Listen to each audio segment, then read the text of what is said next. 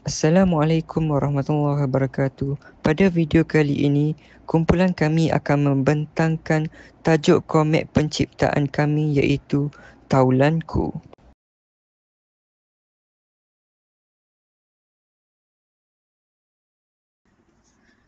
Bagi latar belakang komik ini ialah komik ini bertemakan tentang persahabatan.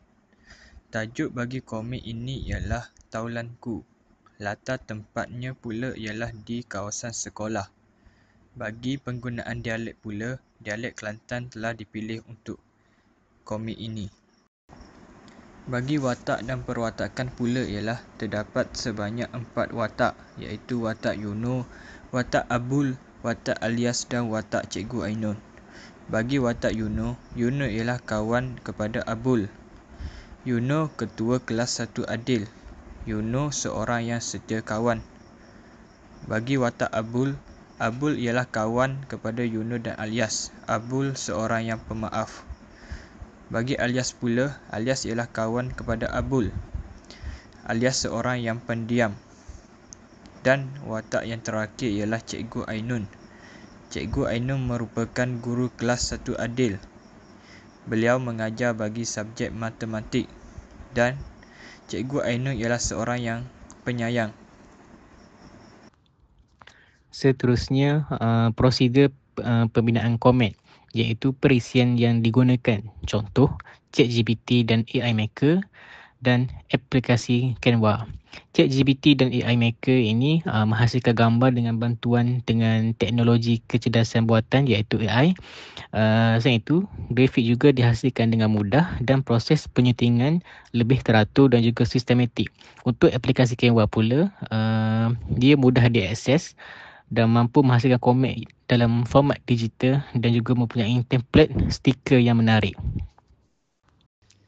Kita masuk kepada slide yang seterusnya di mana slide ini akan memperincikan 3 elemen utama dalam pembangunan komik Tualanku iaitu ilustrasi, elemen latar masyarakat dan data tempat. Ilustrasi ini memainkan peranan yang penting dalam menggambarkan suasana persahabatan antara watak-watak di dalam komik inilah. Sekaligus akan menyokong naratif cerita yang berbentuk visual. Latar masyarakat pula merujuk kepada persekitaran sosial yang melibatkan pelajar dan guru-guru melakukan rutin aktiviti harian di sekolah yang memberikan konteks interaksi ataupun sosial antara watak-watak tersebut. Sementara itu, latar tempat pula menunjukkan kepada lokasi fizikal seperti kawasan sekolah dan padang permainan yang mengukuhkan sistem realistik kepada komik inilah.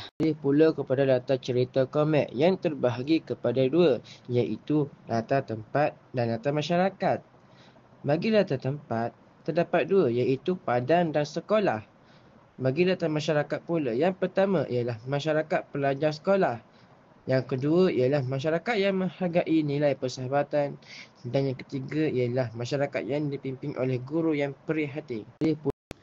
Seterusnya kita masuk kepada elemen-elemen semantik yang terdapat dalam komik Tualanku. Di mana yang pertama, perkataan sain berdasarkan dialek Kelantan yang membawa maksud kepada sahabat atau kawan. Yang kedua, perkataan bakpo yang bermaksud merujuk kepada sesuatu pertanyaan iaitu kenapa.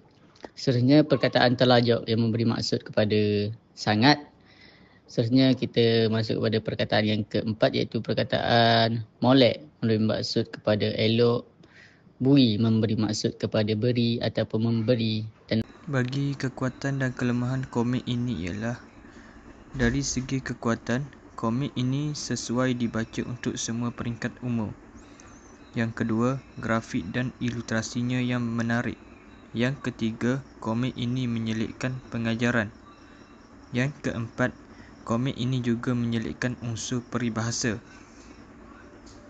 Kelemahan komik ini pula ialah penggunaan dialek yang sukar difahami dan plot cerita terlalu ringkas. Sebagai penutup, penggunaan elemen semantik yang terkandung di dalam komik ini dihasilkan dapat memberi pengetahuan yang baru dalam menyampaikan mesej yang bermakna kepada pembaca. Diharapkan penghasilan komik ini memberi manfaat kepada masyarakat bagi mengetahui ilmu semantik terutamanya dalam dialek Kelantan. Sebagai